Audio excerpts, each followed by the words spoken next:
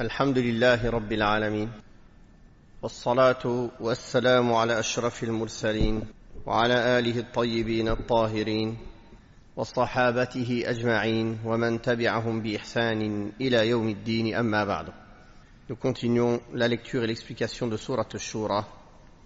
Nous en sommes au verset 24 de la Sourate. أعوذ بالله من الشيطان الرجيم.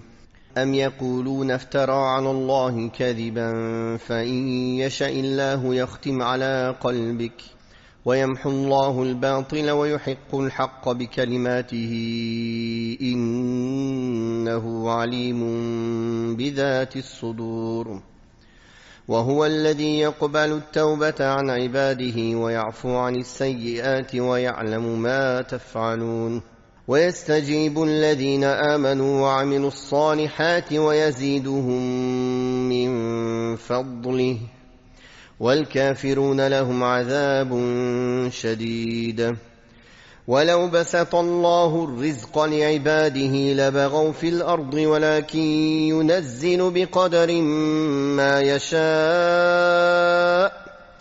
إنه بعباده خبير بصير وهو الذي ينزل الغيث من بعد ما قنطوا وينشر رحمته وهو الولي الحميد ومن آياته خلق السماوات والأرض وما بث فيهما من دابة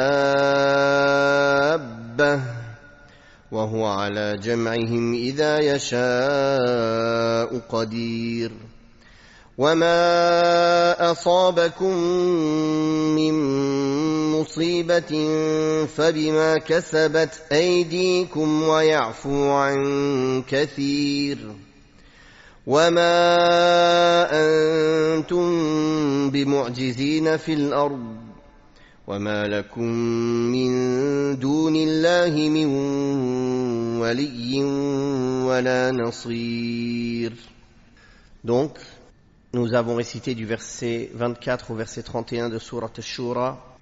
Allah Tabaraka wa Ta'ala dans le verset 24 dit dans le sens de sa parole: au contraire, ils disent qu'ils forgent un mensonge contre Allah. Or, si Allah voulait, il scellerait ton cœur. Allah, par ses paroles, dissipe le faux et établit la vérité, car il sait parfaitement ce qu'il y a au fond des cœurs. Il a été partagé, Inch'Allah, on va essayer chaque semaine de partager la page qui va être lue en arabe et la traduction en français. Vous les avez dans les différents groupes qui annoncent le cours, dans la chaîne Durus Sunnah aussi, et Radio Sunnah. Comme ça, vous pouvez suivre, Inch'Allah, à chaque fois qu'on explique un verset, c'est plus simple peut-être de suivre, d'avoir le verset ou la traduction du verset devant vous. Donc, dans ce verset 24, Allah Tabaraka wa Ta'ala annonce que les négateurs du messager d'Allah sallallahu alayhi wa sallam, est-ce qu'ils peuvent prétendre par témérité et par mensonge que le prophète sallallahu alayhi wa sallam a proféré des mensonges au sujet d'Allah?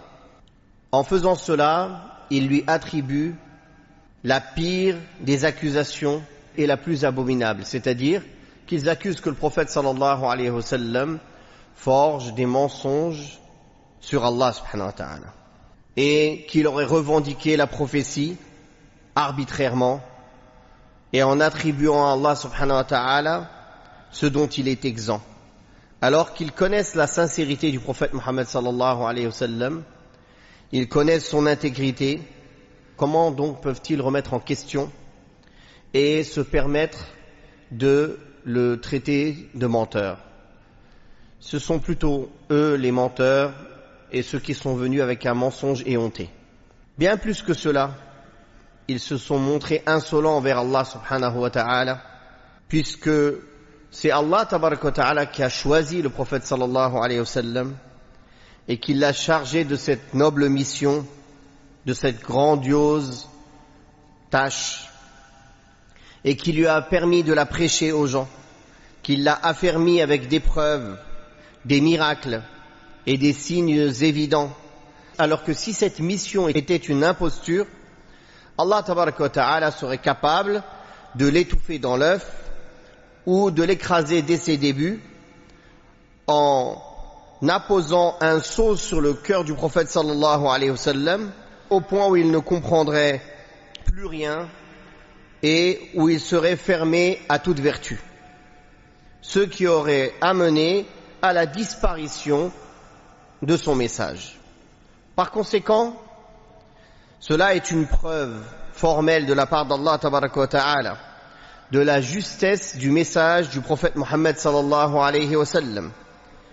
Et c'est le plus grand témoignage, car c'est le témoignage de la part d'Allah tabaraka wa ta'ala que ce qu'il prêche provient d'Allah subhanahu wa ta'ala. Et y a-t-il un plus grand témoignage et un plus véridique témoignage et un plus tranchant témoignage que celui d'Allah? Certes non. C'est pour cela que la sagesse d'Allah, sa miséricorde, ainsi que son usage habituel est de voir le mensonge disparaître et se dissiper inexorablement. Même si parfois il se maintient un petit moment et il embête ou il gêne les croyants et la vérité un moment, mais son sort est de disparaître fatalement. Allah tabaraka wa ta'ala, par ses paroles, dissipe le faux et établit la vérité. Que ce soit ces paroles universelles et cosmiques qui ne peuvent ni changer ni disparaître, ainsi que sa promesse sincère subhanahu wa ta'ala et ses paroles religieuses et spirituelles qui confirment ce qu'il a établi comme vérité, l'affermissement dans les cœurs des croyants et qui attire l'attention des gens clairvoyants sur cette réalité. L'affermissement de la vérité de la part d'Allah tabaraka wa ta'ala est tel qu'il lui destine parfois le mensonge afin qu'il la combatte. Et une fois cela fait, la vérité triomphe du mensonge de par ses arguments évidents et ses preuves éclatantes. La lumière jaillissante de la vérité et de la guidée qui découle de cette vérité finissent par faire dissiper, disparaître, annihiler, annuler le mensonge dont la vanité se manifeste aux yeux de tout le monde. Car il sait, subhanahu wa ta'ala, parfaitement ce qu'il y a au fond des poitrines et des cœurs. C'est-à-dire ce qu'ils contiennent comme bien et comme mal, ce qu'ils cachent, ce qu'ils gardent en secret. Allah tabaraka wa ta'ala le connaît. Puis dans le verset 25, 26, 27 et 28, Allah tabaraka wa ta'ala dit dans le sens de sa parole: c'est lui qui accepte le repentir de ses serviteurs, qui pardonne les mauvaises actions et qui sait ce que vous faites. Il exauce ceux qui ont cru et accompli les bonnes œuvres et leur rajoute de ses faveurs. Quant aux mécréants, ils sont voués à un terrible supplice. Si Allah dispensait trop largement ses bienfaits à ses serviteurs, ceux-ci se livreraient aux abus sur terre, mais il leur envoie avec mesure ce qu'il veut. Il connaît et voit parfaitement ses serviteurs. C'est lui qui fait descendre la pluie bénéfique après que les hommes en désespèrent et répand sa miséricorde. Lui, le Maître, le digne de toute louange. Il s'agit là d'un manifeste quant à la perfection de la générosité d'Allah subhanahu wa ta'ala, à l'ampleur de ses dons, ainsi qu'à la plénitude de son indulgence à travers l'acceptation du repentir qui provient de ses serviteurs. Lorsque ses serviteurs cessent les péchés, qu'ils regrettent leurs actes passés et qui décident de ne plus jamais y revenir, Allah tabaraka wa ta'ala accepte leur repentir. En faisant cela avec sincérité envers leur Seigneur subhanahu wa ta'ala, Allah accepte leur repentir après que leur comportement leur eut valu la perte et le châtiment ici-bas et dans l'au-delà. Puis il se montre indulgent pour leurs fautes subhanahu wa ta'ala, c'est-à-dire qu'il efface leurs fautes ainsi que les traces laissées par les fautes et par les erreurs et ce qu'elles impliquent comme châtiment et comme malheur. Ce faisant, le repentant redevient noble aux yeux d'Allah subhanahu wa ta'ala comme s'il n'avait jamais péché. Comme le prophète sallallahu alayhi wa sallam a dit: at-ta'ibu min adh-dhanbi kaman la dhanba lah.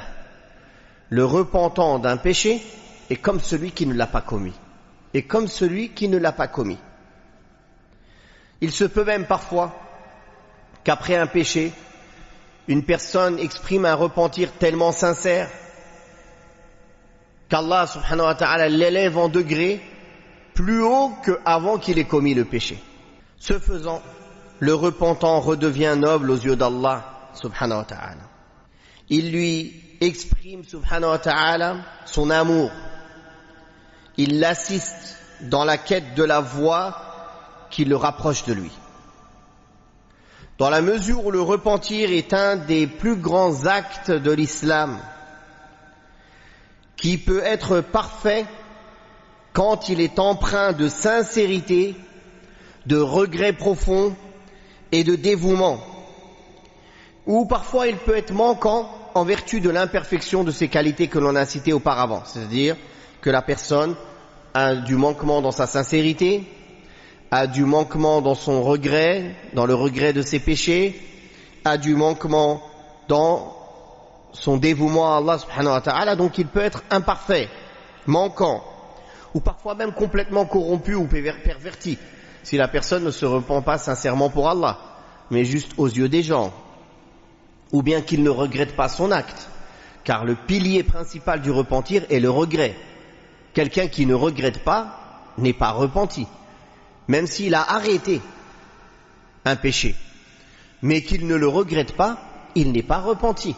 Le pilier principal du repentir est le regret. Voilà pourquoi c'est étonnant de voir certains qui reviennent du monde des péchés, qui se vantent de leur passé. Ceci est une preuve du manque de sincérité dans leur repentir. Car quelqu'un qui regrette ses péchés, il ne s'en vante pas. Donc si quelqu'un, son but dans son repentir est de montrer la conformité aux yeux des gens, ou bien d'obtenir un bien profane, son repentir n'a aucune valeur auprès d'Allah subhanahu wa ta'ala, car il n'est pas sincère. Et dans la mesure où le seul endroit où le repentir sincère se manifeste est le cœur, la poitrine, dont seul Allah sait ce qu'il contient, Allah Ta'ala a conclu ce verset en disant, dans le sens de sa parole, et il sait quelles sont vos actions. Il sait quelles sont vos actions, les actions de vos cœurs, de vos poitrines, et si vos actions sont sincères pour Allah subhanahu wa ta'ala ou non. Allah tabaraka wa ta'ala appelle tous les hommes à revenir vers lui, à se repentir de leur négligence. Dans leur réponse, dans leur manière de réagir, les hommes se partagent donc en deux groupes. Ceux qui ont répondu à l'appel d'Allah, qui ont répondu favorablement à l'appel d'Allah, qu'Allah a décrit ainsi. Ce sont ceux qui ont cru et pratiqué les bonnes œuvres qui répondent favorablement. C'est-à-dire qu'ils répondent à leur Seigneur concernant ce à quoi il les appelle. Ils se soumettent à Allah en acceptant son invitation. Car ce qu'ils portent en eux comme foi et bonnes œuvres les incitent à cela, les incitent à revenir à Allah. Une fois qu'ils ont répondu à leur Seigneur, Allah Ta'ala se montre vis-à-vis d'eux reconnaissant. Il est reconnaissant à leur égard, car il est le pardonneur, le reconnaissant. En outre, il leur ajoute un surplus de ses faveurs pour les encourager et les assister dans leurs œuvres. De même qu'il leur rajoute, subhanahu wa ta'ala, un surplus dans la rétribution. Plus qu'ils ne méritent par leurs propres actes comme récompense ou comme grande rétribution, nous en avons parlé la fois dernière, qu'Allah multiplie les bonnes œuvres des croyants, même si elles sont peu en quantité. Donc Allah est reconnaissant. La deuxième catégorie, le deuxième groupe, sont ceux qui ont refusé de répondre à ses appels. En l'occurrence, ce sont les mécréants, les négateurs, qui refusent de croire en lui, qui refusent de croire en ses messagers. Allah Ta'ala, en parlant de ces gens-là, a dit « Un terrible châtiment est destiné aux mécréants. » Que ce soit en ce bas monde ou dans l'au-delà, en ce bas monde, ils subiront un malheur, une tristesse, une lourdeur, une faiblesse dans la motivation, un cœur serré. Ils ne trouveront pas l'apaisement. Quoi qu'ils puissent faire ou posséder de ce bas monde, ils ne trouveront jamais l'apaisement. Il y en a qui ne trouvent même pas le sommeil ou le repos.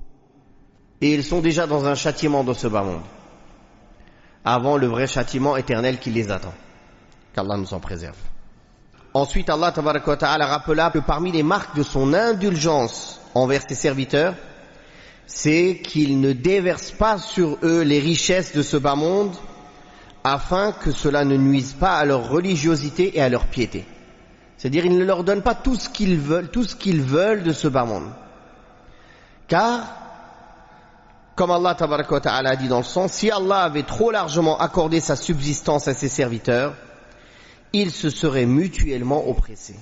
C'est-à-dire qu'ils négligeront leurs devoirs vis-à-vis d'Allah et ils s'adonneront et ils se tourneront seulement vers leurs plaisirs, les plaisirs éphémères de cette vie-là, en cherchant à satisfaire leurs passions au risque de commettre des péchés, voire des injustices envers eux-mêmes, des injustices envers Allah en lui donnant des associés, ou des injustices envers eux-mêmes en commettant des péchés, ou des injustices envers les serviteurs d'Allah en transgressant leurs droits. Mais Allah Ta'ala fait descendre ce qu'il veut avec mesure et parcimonie, en fonction de ce qu'implique sa compassion et sa sagesse. Car il est parfaitement informé de ses serviteurs. Il est rapporté dans certains récits dont la chaîne de transmission est faible, mais dont le sens est concordant avec les textes authentiques, qu'Allah Tabaraka wa Ta'ala aurait dit: il y a parmi mes serviteurs ceux à qui il ne convient que la richesse, car si je les appauvris, cela corrompra leur foi. Il y a certains autres de mes serviteurs à qui il ne convient que la pauvreté, car si je les enrichis, cela corrompra leur foi. Il y a certains autres de mes serviteurs à qui il ne convient que la santé, car si je les fais tomber malades, cela corrompra leur foi. Et il y a certains parmi mes serviteurs à qui il ne convient que la maladie, car si je leur donne la bonne santé, cela corrompra leur foi. Je dispose des affaires de mes serviteurs avec ma connaissance de ce que recèle leur cœur, car je suis parfaitement informé et clairvoyant. La fin du récit, comme je l'ai dit, c'est un récit qui est faible, mais son sens est concordant à plusieurs versets du Coran et hadiths authentiques, que ce qu'Allah a décrété aux gens comme richesse ou pauvreté, comme santé ou maladie, c'est pour leur bien si seulement ils réfléchissaient. Et que certaines personnes, si elles étaient riches, elles transgresseraient les ordres d'Allah, ce qui est d'ailleurs le cas de la majorité des gens, car Allah Tabaraka wa Ta'ala a dit « Kalla innal insana la yatagha an ra'ahu istaghna » Certes, l'être humain est transgresseur quand il voit qu'il est au-dessus du besoin. Regardez quand la personne a des difficultés, il est dans le besoin, comment il revient à Allah avec plein d'humilité, de faiblesse. Et quand la personne a toutes les largesses, comment il se sent suffisant. Il compte sur sa personne, il compte sur ses propres biens, sur ses richesses, et il oublie Allah subhanahu wa ta'ala, sauf peu, parmi les serviteurs reconnaissants envers Allah. Puis dans la parole d'Allah tabaraka wa ta'ala, ou dans le sens il dit, c'est lui qui fait tomber la pluie avec laquelle il secoue la terre et les hommes après qu'ils aient perdu tout espoir. Quand ils ont perdu tout espoir en endurant la sécheresse pendant un temps et en commençant à succomber au désespoir, Allah tabaraka wa ta'ala fait descendre la pluie et il répand sa miséricorde sur la terre en faisant sortir les ressources de la terre aux hommes et aux bêtes, ce qui leur procure un grand soulagement et une immense joie. Et il est le protecteur, celui qui prend ses serviteurs sous sa protection et qui prend en charge les intérêts de leur religion et de leur vie profane, c'est-à-dire leur vie de ce bas monde. Et il est le digne de louange, subhanahu wa ta'ala, al-Hamid, dans sa protection et sa disposition des affaires de ses serviteurs, le digne de louange pour ce qu'il possède comme perfection et ce qu'il fait parvenir à ses serviteurs comme diverses faveurs. Puis dans le verset 29, Allah tabaraka wa ta'ala dit dans le sens: parmi ces signes est la création des cieux, de la terre et de tous les êtres vivants qui y sont dispersés. Or, il est infiniment capable de les réunir quand il le voudra. Parmi les preuves de son pouvoir illimité et de sa capacité à ressusciter les morts après qu'ils soient tous morts, et d'avoir créé les cieux et la terre du néant, avec leur immensité, leur ampleur, ce qui prouve son pouvoir et l'étendue subhanahu wa ta'ala de sa puissance, ainsi que ce qu'ils contiennent comme perfection et harmonie, montrant la sagesse d'Allah, et ce qu'ils contiennent comme avantage et profit, montrant la miséricorde d'Allah tabaraka wa ta'ala. Tout cela montre qu'il est subhanahu wa ta'ala le seul à mériter les diverses formes d'adoration et que toutes les divinités, les fausses divinités adorées en dehors de lui ne sont que vaines et fausses et ne peuvent rien créer ni rien diriger. Elles sont faibles, elles sont créées et dirigées elles-mêmes. Puis quand Allah tabaraka wa ta'ala dit tous les êtres vivants qui sont dispersés, c'est-à-dire qu'il a dispersé sur terre, qu'il a disséminé dans les cieux et la terre toutes sortes de bêtes desquelles ses serviteurs tirent profit et avantage. Et il est, si il le veut, en mesure de tous les réunir, c'est-à-dire de tous les rassembler, toutes ces créatures après leur mort, le jour de la résurrection, car subhanahu wa ta'ala, il a la capacité et le pouvoir absolu de le faire. Personne ne peut lui empêcher de faire cela. La possibilité d'un tel événement nous provient d'une information véridique que tous les prophètes nous ont rapportée successivement, prophète après prophète, messager après messager, ainsi que dans les livres sacrés, c'est-à-dire le jour du jugement dernier, l'avènement de l'heure, où tout le monde sera ressuscité, rassemblé pour le grand jugement. Il n'y a nul doute en cela. Tous les prophètes, depuis la nuit des temps,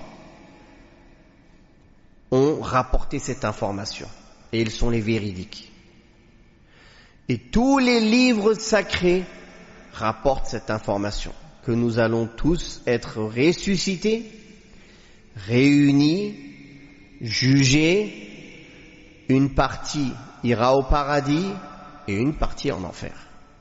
Puis dans les versets 30 et 31, Allah Ta'ala dit dans le sens de sa parole: tout malheur qui vous atteint est dû à ce que vous avez commis de vos propres mains, et il vous en pardonne beaucoup. Vous ne pourrez mettre au défi sa puissance sur terre, et vous n'avez en dehors d'Allah ni protecteur, ni allié. Allah Tabaraka wa Ta'ala nous informe que tout ce qui touche les êtres humains comme malheur dans leur corps, dans leurs biens, dans leurs enfants, dans leurs richesses, dans tout ce qui est précieux à leurs yeux, n'est que la conséquence de leurs mauvaises œuvres, de leurs mauvaises actions. Et que ce qu'il pardonne est considérable. C'est-à-dire que si il devait reprendre les êtres humains sur tout ce qu'ils font comme péché, comme il l'a dit dans un autre verset dans le sens de sa parole, si Allah avait jugé les hommes d'après ce qu'ils commettent comme péché, il ne laisserait aucune créature sur terre. Donc ce n'est qu'une partie des malheurs et des conséquences de nos péchés, une infime partie. Car si c'était la justice et l'équivalent de ce que l'on fait comme mal, il ne resterait rien sur terre. Rien. Pas une créature. Tellement l'homme est injuste et il fait du mal. En effet, Allah tabaraka wa ta'ala ne cause jamais du tort aux hommes. Il n'est pas injuste. Mais ce sont plutôt eux-mêmes qui se causent du tort à leur propre personne, qui sont injustes envers eux-mêmes, injustes envers leur Seigneur en lui attribuant des associés, injustes envers les créatures d'Allah en transgressant leurs droits et en leur faisant des oppressions et des injustices. Si Allah tabaraka wa ta'ala par sa sagesse retarde le châtiment, ce n'est nullement par négligence de sa part ou par incapacité, mais c'est pour une sagesse, pour un terme déterminé. Comme le prophète sallallahu alayhi wa sallam a dit, certes Allah tend la corde à l'injuste, c'est-à-dire il lui laisse du temps. وَإِذَا أَخَذَهُ لَمْ يُفْلِتْهُ. Mais quand il l'attrape, il ne le manque pas. Puis le prophète sallallahu alayhi wa sallam a récité وَكَذَلِكَ أَخْذُ رَبِّكَ إِذَا أَخَذَ الْقُرَى وَهِيَ ظَالِمَةٌ إِنَّ أَخْذَهُ أَلِيمٌ شَدِيدٌ. Et ainsi est le châtiment de ton Seigneur quand il châtie ou il prend des cités injustes. Son châtiment est douloureux et dur. Surat Hud, dans le sens de sa parole. Donc, ne pensez pas qu'Allah tabaraka wa ta'ala est insouciant de ce que font les injustes, ou qu'il ne leur a pas préparé un châtiment. Et la différence entre le croyant et le mécréant, c'est que le croyant sait que cette terre est une épreuve. Et quand il meurt, il retourne à son Seigneur pour une vie meilleure. Alors que le mécréant, il est touché par les malheurs et les difficultés, mais il ne sait pas pourquoi. Il ne comprend rien. Et d'ailleurs, tu les vois toujours s'exclamer, mais pourquoi moi? Mais pourquoi? Toujours pourquoi? Car ils n'ont rien compris au secret de la vie, au pourquoi ils sont sur cette terre. C'est pourquoi ils sont toujours à dire pourquoi. Toujours à se plaindre et à rétorquer et à se rebeller contre la destinée d'Allah subhanahu wa ta'ala. Pourquoi moi? Pourquoi pas lui? Pourquoi ci? Pourquoi ça? Pourquoi? Bien sûr, l'être humain est limité dans sa compréhension des choses et le mécréant pense que cette vie est la vie ultime, donc il ne comprend pas les sagesses de pourquoi Allah a destiné les malheurs et les difficultés et les injustices sur terre pour nous éprouver et pour récompenser le bienfaisant et châtier les malfaisants, tout simplement. Puis, quand Allah tabaraka wa ta'ala dit dans le sens des versets, de la fin du verset 31, vous ne sauriez vous opposer à la puissance divine sur terre, c'est-à-dire que vous ne pourrez jamais contester le pouvoir d'Allah sur vous. Bien plus, c'est vous qui êtes faibles et incapables de faire face à ce qu'Allah décide pour vous. Ça, c'est la réalité des mécréants. Ils sont pas contents, ils sont énervés, mais au bout du compte, ils ne peuvent pas échapper au pouvoir d'Allah et à sa destinée.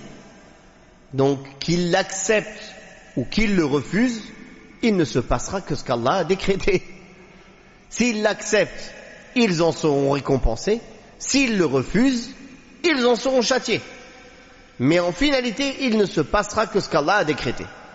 Et vous n'avez en dehors d'Allah ni maître qui puisse prendre en charge vos affaires en ce qui est utile pour vous, ni défenseur qui vous mettent à l'abri de tous les torts qui peuvent vous toucher.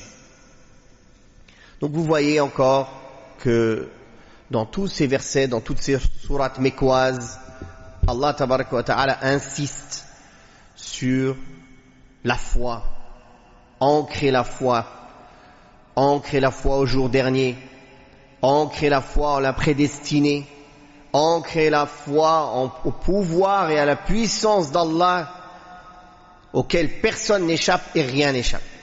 Et c'est ce par quoi le Coran est venu enseigner aux gens pendant des années avant de venir avec les règles légales et religieuses. On va s'arrêter ici pour aujourd'hui, Inch'Allah. Wallahu ta'ala a'la wa a'lam. Wa sallallahu ala Muhammadin wa ala alihi wa sahbihi wa sallam. Walhamdulillahi rabbil alamin.